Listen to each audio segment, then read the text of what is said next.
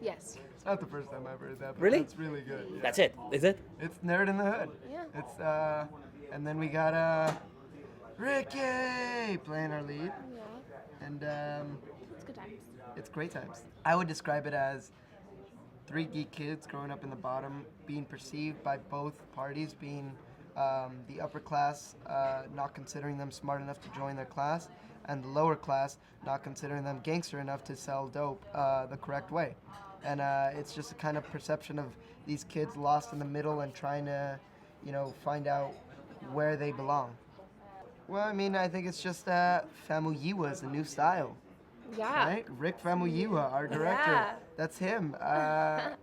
No, but it's a very fun, youthful style that's keeping current. I really loved that this had to deal with characters, and you fell in love with these characters as you watched the film. B, it had a fantastic story that told a very creative narrative in a creative way, and I love that. C, it provokes, these great conversations in a way that's not, it's not completely out there, and it's not just shoving it in your face or anything like that. It's very, subtle. You come out of the theater thinking it yourself, not the film wants you to think about it. Kiersey? So I think that's great. What's your take on that? I forgot the question when he was talking. I completely You know dozed what? off Me to too. the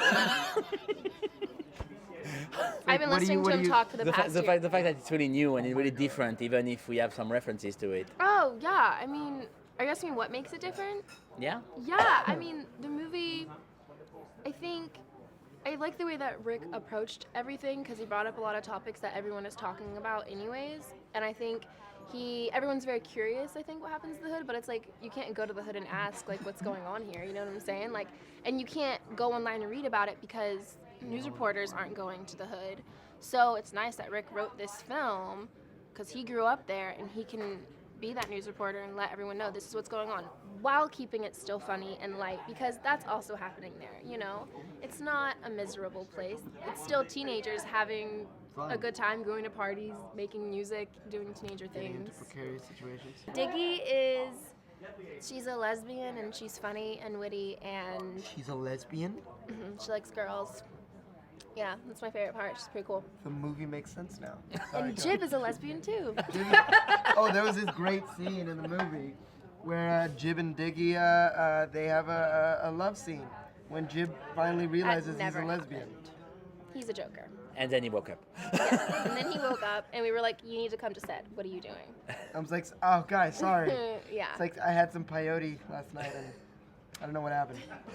My character is Jib, the funny best friend to Malcolm's, I mean, I don't know. He's the guy who wants to get laid at every point, at every party, but he wants it too much. He's never going to get it.